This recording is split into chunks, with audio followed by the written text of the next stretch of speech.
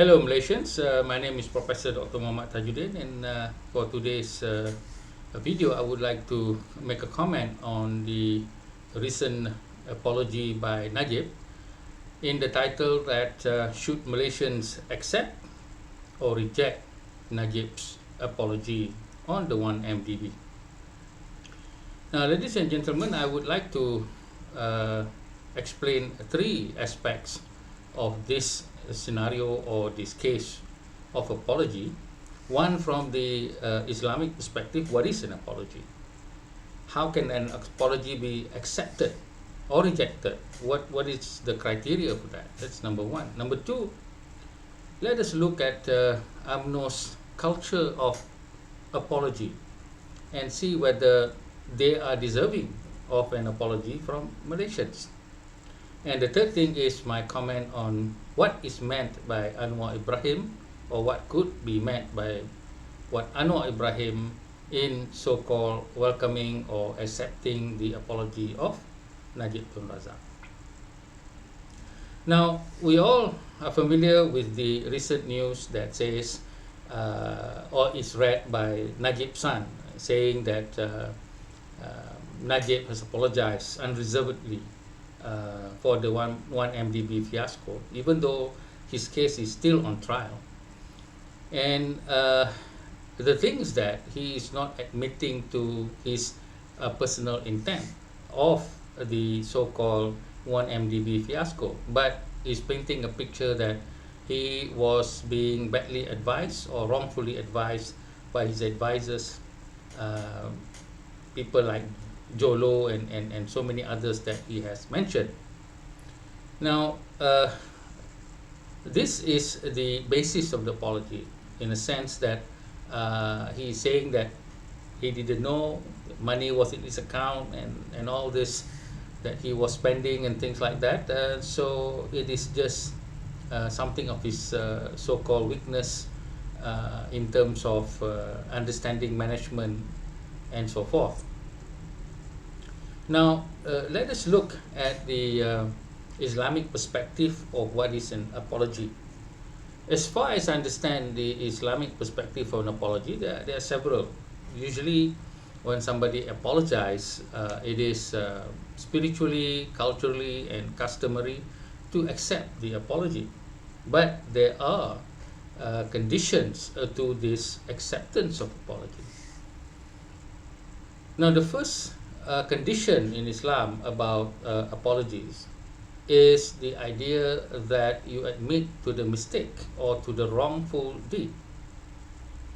So, in order to for an apology to be accepted, the person must admit to the wrongful deed, and or also what is called mistakes and things like that. But he to mention. That's why sometimes you see the Malays saying maaf zahir batin during Hari Raya. This is not, for me, the Islamic culture. This is perhaps the Malay culture. In order to apologize, you need to recount or you need to mention the things that have been done. And Malays also, before they go for Hajj, they would go and ask for apology from everyone.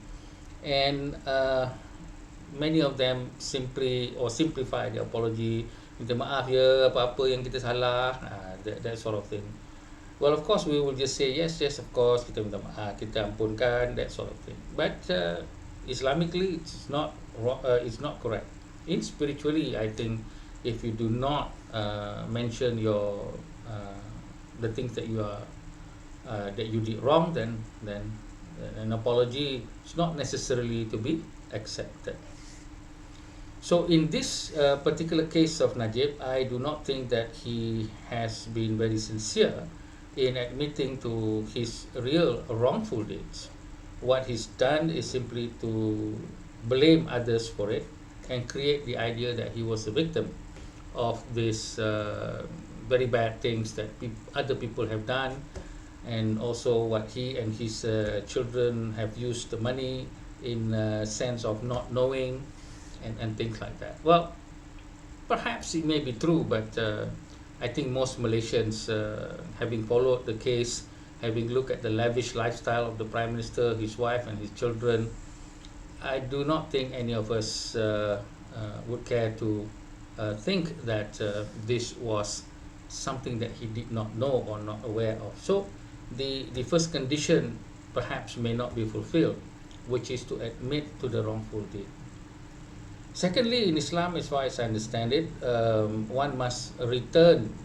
Let's say if you stole money, aside from the apology and the admission of guilt, you must also return the thing that was stolen, or you need to have some kind of a admission by those who own the property to say, okay lah, even though you cannot return, but then I accept your apology in full, something along that line. But it is best to actually make retribution or compensation. And in this case of Najib's case, I'm not sure whether he's paid the 50 million ringgit fine, and perhaps also return much of the property and things that was bought by the 1MDB money. That needs to be done. So if that is not done, then even though he says he was not aware of it, but then, well, where's the money? You need to return it. Until you do that, then only perhaps the apology can be accepted by the Malaysian people, because what he has wrong is the Malaysian people. All the taxes that we have paid, all those things that we could have taken away from difficult people like the PT-PTN loans, and also people who are from the B40, that we can have distributed the money for better use instead of their lavish spending.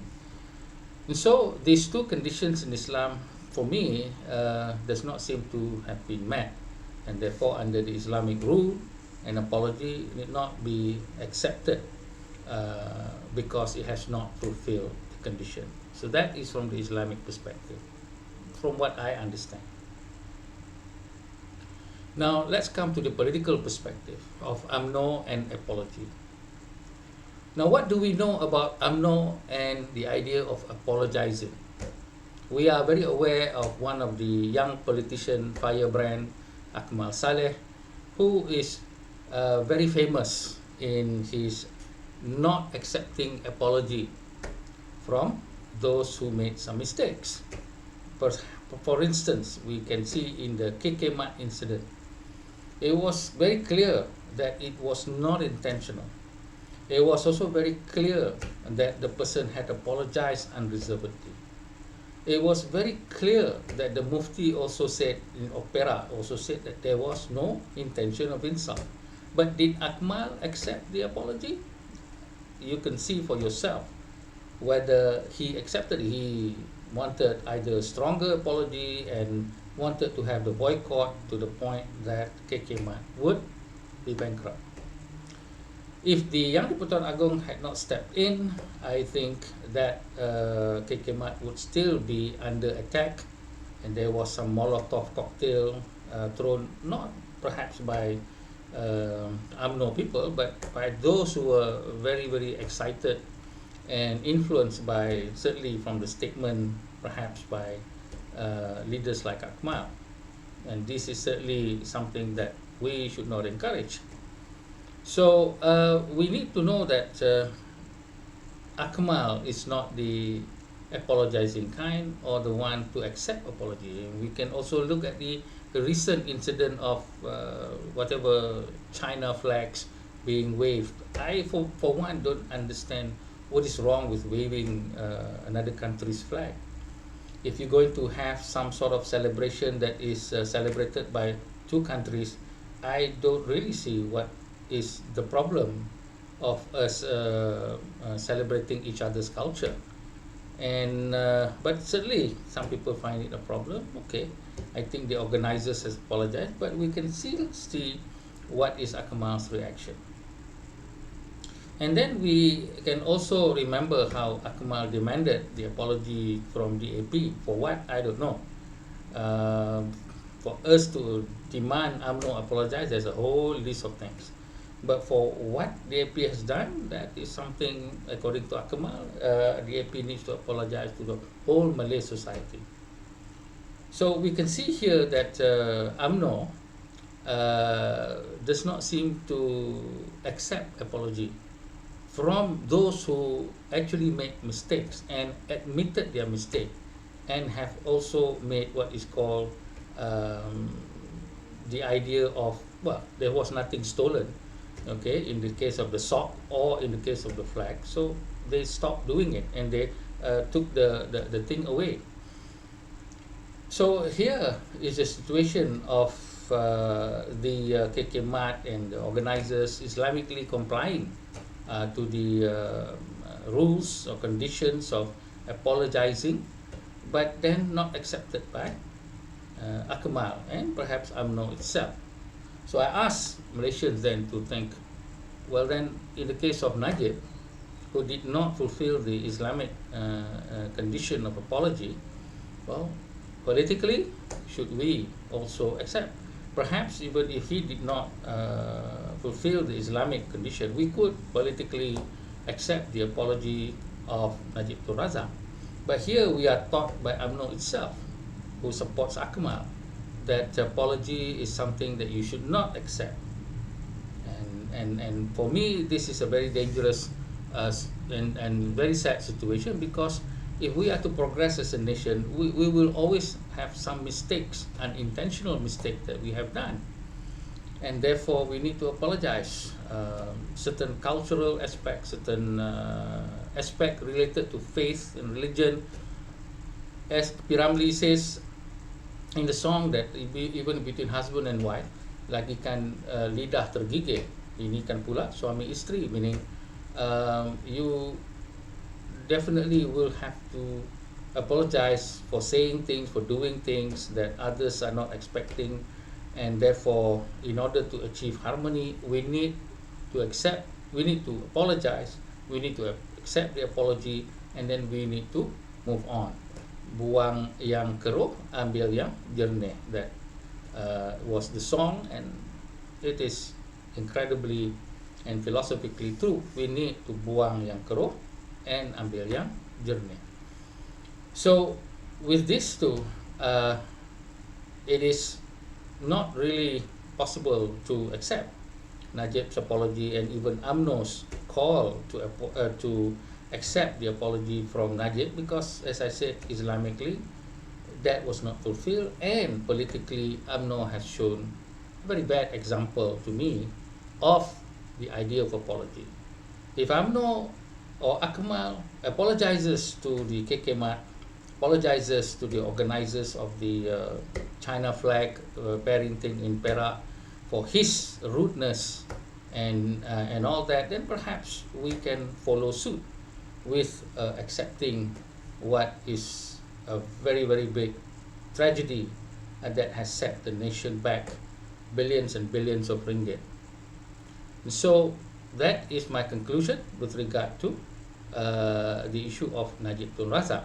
Now, why did Anwar Ibrahim welcome or accept the apology of Najib Tun Razak? Now, this to me is the fact that Anwar is wearing the hat of leader of a coalition of political party, and he is not himself in the sense that like what I am saying at the moment as a Malaysian, because he has to wear a different hat, the hat of the Prime Minister, the hat of the leader of a political party called Pakatan Harapan, who is now working with UMNO, and the future possible collaboration. All this